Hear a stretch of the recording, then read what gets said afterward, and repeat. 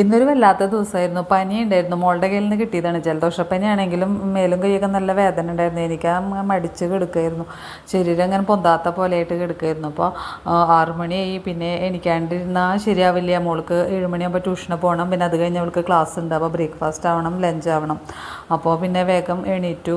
അവൾക്ക് അമ്മയ്ക്കും അവൾക്കും കൂടി ചപ്പാത്തി ഉണ്ടാക്കി കൊടുക്കാം, പിന്നെ മുട്ടക്കറി ഉണ്ടാക്കി കൊടുക്കാമെന്നാണ് വിചാരിച്ചത്. എനിക്കാണെങ്കിൽ വായിക്കൊരു രുചിയും തോന്നുന്നില്ല. അപ്പോൾ അതുകൊണ്ട് ഞാൻ കഞ്ഞി കുടിക്കാമെന്ന് വിചാരിച്ചു.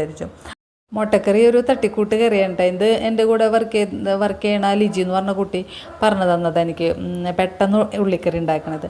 അപ്പോൾ ഒരു ദിവസം അവൾ ബ്രേക്ക്ഫാസ്റ്റിന് കൊണ്ടുവന്നിട്ടുണ്ടായിരുന്നു. അപ്പോൾ കഴിച്ചു നോക്കിയപ്പോൾ ടേസ്റ്റൊന്നും കുഴപ്പമില്ല. അപ്പോൾ അവൾ എൻ്റെ അടുത്ത് പറഞ്ഞു, ചേച്ചി ഇനി ഉള്ളിക്കറി ഉണ്ടാക്കുമ്പോൾ ഇങ്ങനെ ട്രൈ ചെയ്ത് നോക്കാം, അപ്പോൾ സമയം കുറച്ചൊക്കെ നമുക്ക് ലാഭിക്കാൻ പറ്റുന്നു.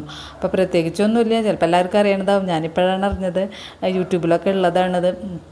കുക്കറിൽ നമ്മൾ ഉള്ളിക്കറി ഉണ്ടാക്കുന്ന ഉള്ളിയും പച്ചമുളകും വേപ്പിലയും തക്കാളിയും ഇഞ്ചിയും പച്ചമുളകും അല്ലാതെ ഒഴിക്കുക. പിന്നെ മസാലകൾ ഇടുക, ഉപ്പ് ഇടുക, കുറച്ച് വെളിച്ചെണ്ണ ഒഴിക്കുക, കുറച്ച് വെള്ളം ഒഴിക്കുക, കുക്കർ അടച്ച് വെക്കുക. 2 വിസിലടിച്ച് കഴിഞ്ഞാൽ നമ്മുടെ ഉള്ളിക്കറി റെഡിയാവും. പിന്നെ അതിലേക്ക് മുട്ട പുഴുങ്ങിയിട്ട് വെച്ച് കഴിഞ്ഞാൽ മുട്ടക്കറി. പിന്നെ സമയമുള്ളവർക്ക് കുറച്ച് തേങ്ങാപ്പാലൊക്കെ പിഴിഞ്ഞൊഴിച്ച് കഴിഞ്ഞാൽ ഇത്തിരി കൂടെ ടേസ്റ്റും കൂടെ ആവും. അപ്പോൾ ഈ പറയുന്ന സമയം കൊണ്ട് എൻ്റെ ഉള്ളിക്കറി റെഡിയായി. പിന്നെ ഞാൻ ചപ്പാത്തി പരത്താൻ എനിക്ക് ഏറ്റവും ഇഷ്ടമുള്ള പണിയാണ്. എനിക്ക് ചപ്പാത്തി പരത്തലും ചുടലും ചപ്പാത്തി കഴിക്കലും എനിക്കിഷ്ടമില്ല.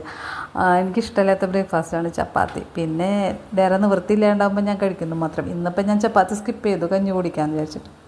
അതിനിടയിൽ എൻ്റെ ചോറ് വന്നിട്ടുണ്ടായിരുന്നു. അപ്പോൾ ഞാൻ മോൾക്കുള്ള ചോറാക്കി. പിന്നെ അവൾക്ക് മുട്ട പൊരിച്ചത് അച്ചാറാണ് വെച്ചത്. അപ്പോൾ അവൾ എൻ്റെ അടുത്ത് പറഞ്ഞിട്ടുണ്ടായിരുന്നു, നമുക്ക് വയ്യാത്തതല്ലേ, അപ്പോൾ കറിയൊന്നും എനിക്ക് വേണ്ട, മുട്ട പൊരിച്ച് തന്നാൽ മതി എന്ന്. അപ്പോൾ പിന്നെ ഇന്നത്തെ ദിവസം അങ്ങനെ പോകട്ടെ എന്ന് വെച്ചിട്ട് അങ്ങനെ അവളുടെ ബ്രേക്ക്ഫാസ്റ്റ് കൊടുത്തു അവൾക്കുള്ളത്. പിന്നെ ലഞ്ചും ബോക്സിലാക്കിയിട്ട് അത് ബാഗിൽ വെച്ച് കൊടുത്തപ്പോൾ പകുതി ആശ്വാസമായി.